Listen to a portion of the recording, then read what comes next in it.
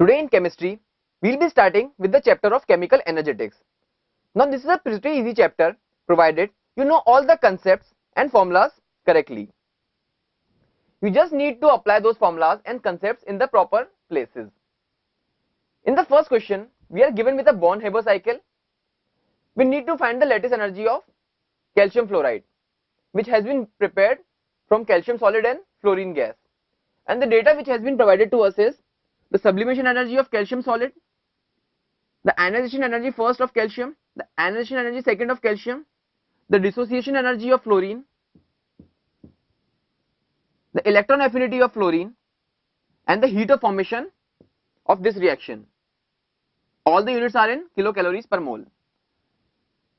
Now in Born-Haber cycle, we are given that calcium fluoride solid is being prepared from calcium solid plus fluorine gas. This is the delta or the heat of formation of calcium fluoride, which is given to us as minus 296. Now this Born-Haber cycle consists of a large number of steps. The first step is to convert this calcium solid into calcium gas. Now in order to do this, we need to supply energy, and the heat required is the delta H sublimation of calcium solid. Because sublimation energy is defined as the energy required to convert a substance from solid to gaseous state. This is the delta H sublimation of 1 mole of calcium solid. Now this calcium solid needs to be converted into calcium ions in the gaseous state.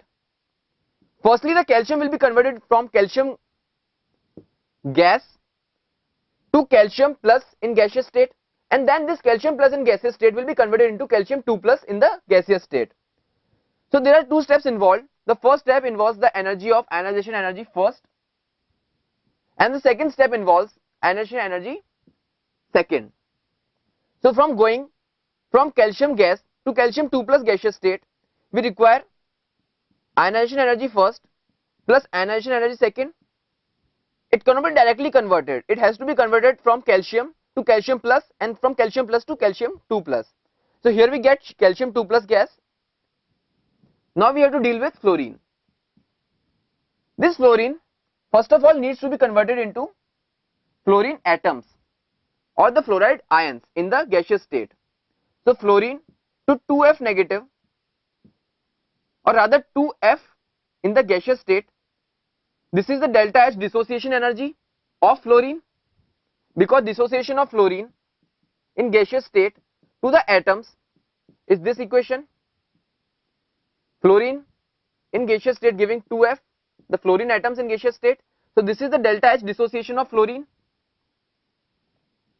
This is delta H dissociation. Now again these fluorine atoms need to be converted into fluoride ions, because the lattice energy is defined as the amount of energy released when 1 mole of a crystal is formed from its parent constituent ions in gaseous state. So in order to form this calcium fluoride crystal, we need to have the ion of calcium 2 plus in gaseous state and the ion of fluorine in gaseous state. So we are converting this calcium solid into calcium 2 plus gaseous state and this fluorine gas into fluoride ion in gaseous state. In order to convert this into this, we first converted this into calcium in gaseous state using the sublimation energy, and then this calcium in gaseous state to calcium 2 plus ions. Similarly, this fluorine cannot be directly converted into this 2 fluorine negative ions. They first have to be converted into fluorine atoms in gaseous state and then into fluoride ions.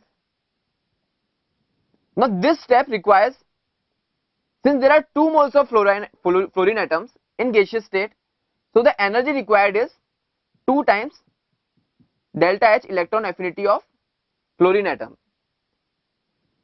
Now this and this when combined gives this, and the heat required in this process is delta H lattice energy, which we require to find out. So we will use all the data. What we do is we add this energy plus this heat plus this plus this plus this, and this entire energy or the heat is equal to the enthalpy of formation of calcium fluoride. because this is the net reaction which is going on. We have what we are doing here is we are converting the entire step or the entire reaction into constituent reactions, and then we are adding up all the different enthalpies to get the final enthalpy.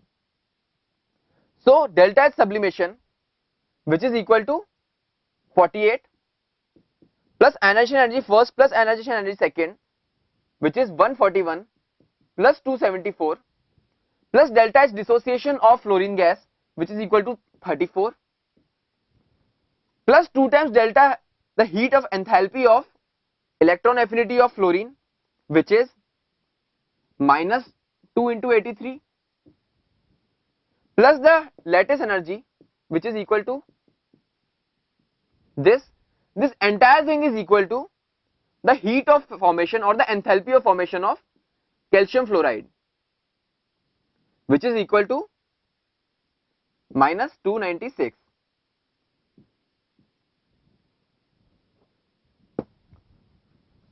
On solving this equation, we get the lattice energy is equal to minus 627, and since the units are in kilocalories per mole, we get the final answer of the lattice energy of calcium fluoride crystal as minus 627 kilocalories per mole.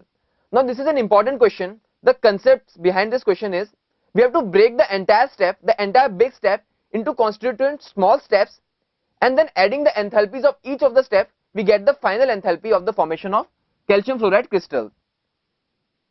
And hence we find out the lattice energy of calcium fluoride crystal as minus 627 kilocalories per mole, which is our final answer.